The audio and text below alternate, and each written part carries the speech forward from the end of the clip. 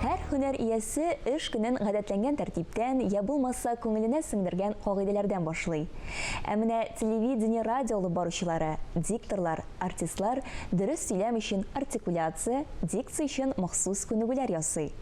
Бу һөнәр ияләренең өстәл китабы «Тел күрке сүз, дөрес сөйләргә өйрәнегез» дәреслекләре. Аның авторы Камал театры сәхнәсендә характерлы рольләре белән тамашачы мәхәббәтен яулаган артист, Абдулла Тукай исемендәге дәүләт премиясе лауреаты, ТАССРның от казанган артисткасы, Татарстан Республикасының от казанган сәнгать эшлеклесе Галимә Асия Хәйруллина. 2021 елда Асия Хәйруллинаның тууына 100 ел. Асия Хәйруллина 1921 елның 15 июнендә Апас районы Түбән Барыш авылында туа. Мәктәпне тәмамлагач, Спас педагогика училищесында укый. 1944 елда Дәүләт театраль сәнгать институтының актерлык факультетында белем ала. 1949 елда ГИТИСны тәмамлый. 1950 елда Галиәскәр Камал исемендәге Академия театрында эшли башлый. 1972 елга кадәр Камал театры труппасында эшли. Атаклы мөгаллимә актриса Асия Хәйруллина 1962 елдан Казан театр училищесында, 1970 елдан Казан дәүләт мәдәният һәм сәнгать институтында сәхнә теле курсын укыта. Асия Хәйруллина Абдулла Тукай исемендәге дәүләт премиясе лауреаты, ТАССРның атказанган артисты, Татарстан Республикасының атказанган сәнгать эшлеклесе. Отаклы мөгаллимә актриса Асия Хәйруллина турында Габдрәүф Нуриев һәм рәссам Диләрә Нәүрүзова Асия Хәйруллина «Ничек тиз узасың син гомер» исемле саллы мәҗмуга альбом әзерлиләр. Бүгенге тапшыруыбызның кунагы да филология фәннәре докторы, Татарстанның от казанган мәдәният хезмәткәре, Казан театр училищесының сәхнә теле укытучысы Габдрәүф Нуриев Асия Хәйруллина турында якты истәлекләр белән бүлешер. Рәүф әфәнде, исәнмесез? Хәерле көн сезгә. Хәерле көн, исәнмесез? Абдрәүф әфәнде, менә без инде әйтеп киттек, сез шундый матур альбом әзерләгәнсез бүген, менә без инде аны тамашачыларыбызга да күрсәтик. Менә әлеге альбомны әзерләгән кеше буларак, сез инде әлбәттә Асия ханымны бик яхшы белгәнсездер. Беренче тапкыр танышуыгыз ничек һәм нинди шартларда булды? Сөйләп китегезче, менә шу матур истәлекләр белән бүлешегезче. Тукаебызча, театр күңелемә якты нур, яктылык булып килеп керде. 1962 елда безнең авылга, Арча районының Урта Береза авылына электр керттеләр. Чөнки Галиәскәр Камал исемендәге театр беренче мәхәббәт спектакле белән кичкенә Татар авылында гастрольдә булды. Һәм менә Нур булуы, шушы спектакльдәге Алым син Нурсана, Гөлем син Әпсәләм дуэтындагы ахаңлы тавышлы, безнең авылдагыча киткелдәп, киркелдәп көлүче шат күңелле, үткен сүзле актриса буларак минем күңелемдә нур булып кабынды. Ә ул вакытта исә Асия апа Хәйруллина булган.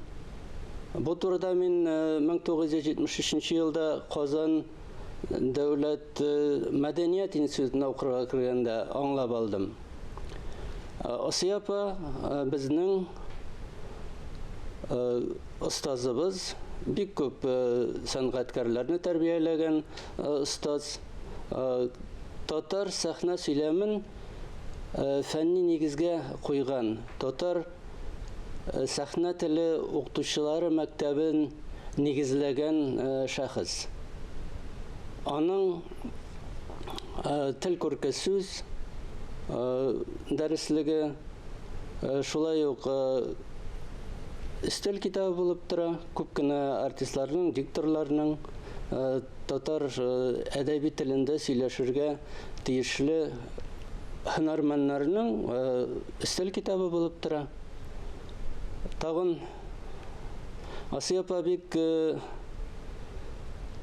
киң диапазонлы актриса. Аның малайлары, аның башкаруындагы кызлар образы, аның башкаруында карчыклар образы безнең татар театр сәнгатендә классик дәрәҗәгә җиткерелгән классик үрнәк булырлык образлар. Аның малайлары турында 1955 елда театр журналында чыккан мәкаләдә Равза Хайретдинова белән Асия Хайруллина, Равза Хайретдинова Галия Бану, аның анысы Садрый Асия апа турында татар халкының ни дәрәҗәдә акыллы, татар халкының ни дәрәҗәдә киләчәге булуы турында мактап язганнар.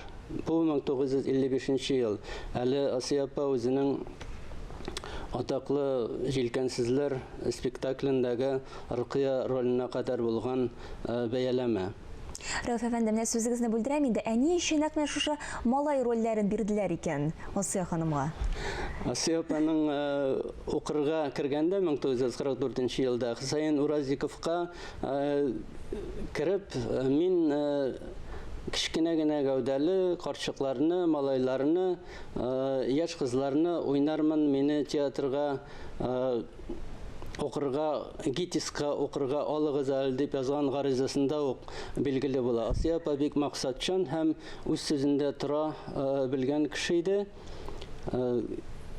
Һәм ул үзенең максатына 50нче елларда яшь кызларны, малайларны, өлкән яшьтәге хатын кызларны, карчыкларны уйнап зур дәрәҗәгә иреште.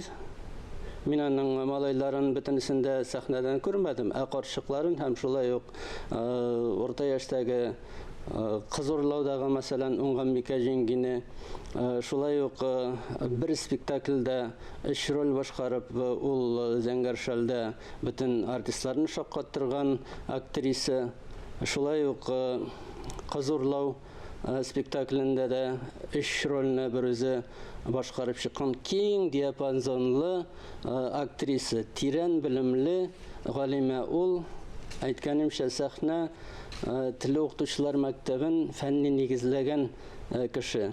Һәм билгеле булганча, татар әдәби әйтелешенең үрнәге, аның дөрестлек үлчәме булган сәхнә телен укытырга 1962 елда Асия апаны чакыралар. Казан театр училищесы ачылганда, яңа баштан ачылганда. Быел безнең Казан театр училищесына да 100 ел тула. Һәм менә шул данлыклы уку йортында Асия апаны да атаклы артистларны, артистларны чакыралар. Рәүф әфәнде, менә әйтеп киттегез, Асия Хайруллина ул чынлап та бик киң диапазонлы актриса, артистка булган дип әйтеп киттегез. Аның тормышында иң зур роль уйнаган спектакль ул әлбәттә инде Кәрим Тинчуринның Җилкәнсезләр спектакледер мөгаен. Әмма менә бер үзенчәлеккә без игътибар иттек. Режиссер, Камал театры режиссеры Ширияздан Сарымсаков бу спектакльдә Асия ханымны баштан ук күрми. Менә бу турыда сез дә беләсездер, һәм инде менә бу альбомда ул турыда сөйләнеп кителә. Менә шуның тарихын бераз сөйләп китегезче безгә. Асия апа бу рольгә үзе әзерләнә. Ул Кәрим Тинчуринның хатыны Заһидә ханым янына барып та репетициялар үткәрә. Аннан кахкахалы көлү дигән алымның үзенчәлекләренә өйрәнә, чөнки Заһидә ханым заманында үзе дә бу спектакльдә катнашкан кеше. Һәм мизансценасын куеп, репетициялардан соң, барлык репетицияларны сәхнә барышында башка артистлар белән кабатлаган вакытта ул карап утыра. Һәм актыктан спектакльнең кабул итү көне килеп җиткәч, Рукия юк дип спектакльне кабул итмиләр. Ә менә кич белән инде Ширияздан әфәнде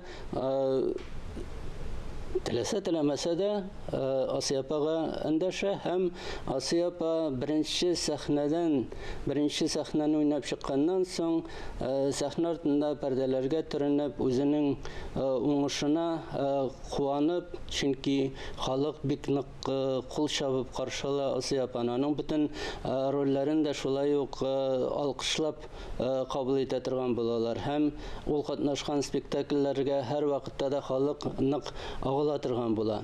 Һәм менә бу икенче пландагы бөтенләй трагик яңгырашлы Рукия образын Асия апа җиренә җиткереп башкарып чыга. Кич белән спектакльне комиссия әгъзалары шулай ук тамашачылар белән бергә кабул итәләр һәм бары тик Асия апаны гына уйнатырга бу спектакльдә дигән карар чыгаралар һәм спектакльне Асия апа үзенең үҗәтлеге белән, үзенең тырышлыгы белән, максатчанлыгы белән коткарып кала. Менә ул шулай ук классик дәрәҗәдәге образ. Аннан соң җилкәнчеләр спектаклен куеп карадылар. Рукия образын Асия апа дәрәҗәсенә җиткерә алган актриса булмасын, үпкәләмәсеннәр, булмады. Аннан соң инде шу классик дәрәҗәдәге образ өчен, шу Рукия образы өчен Асия Хәйруллина Габдулла Тукай исемендәге дәүләт премиясына да ия була. Беренчеләрдән булып һәм хатын-кызлар арасыннан беренчеләрдән булып ул шушы бүләккә ия була. Һәм лайыклы бүләк, аның тырышлыгы инде ничә еллардан бирле тырышып уку нәтиҗәсе гидистә укыган вакытталар бик авыр хәлләрдә яшиләр. Асия апа Сталин премиясына, Сталин стипендиясына укый. Әнисенә дә ярдәм итә. Шул вакытта кан тапшырып алар үзләренең тормышларында дәвам иткәннәр. Берничә актриса Казаннан килгән, менә бу гидистә укучы татар студиясе студентлары. Әйдәгез, менә шушы урында тукталып, әлеге җилкәнсезләр спектакленнән бер үзек карап китик. Әйдәгез.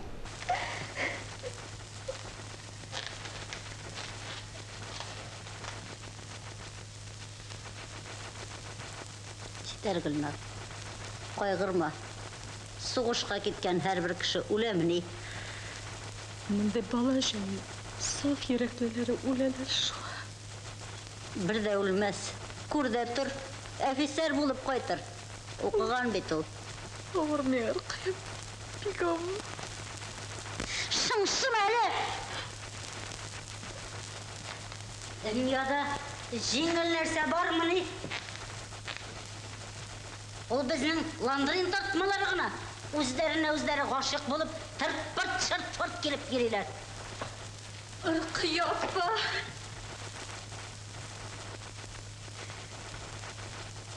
Ел йөрәгемдә саклап, ансырларымны әйтә алмыйча калдым. 3 ел буена. Әйтмәң, бәлки, хәерлегәдер әле. Җитәр. Кушынма. Картайып, карчыкларны уйнап йөрү сәнгать түгел ул, кылану гына. Картларга карыйсың да, нигә йөри инде бу силкенеп, сәхнәдә кеше көлдереп дип уйлыйсың. Карчыкларны яшьләр уйнаса гына ул сәнгать, карт уйнаса бу натурализмга тарта, кылану була дип әйтә Асия Хәйруллина. Менә нинди матур сүзләр китерә ул.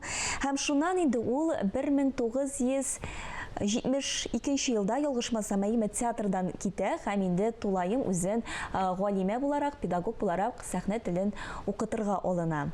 Һәм инде менә сез дә инде хәзер Асия Хәйруллина биргән шушы өстәл китапларына нигезләнеп, шулай ук студентларны укытасы бит, Рәүф әфәнде. Әйе.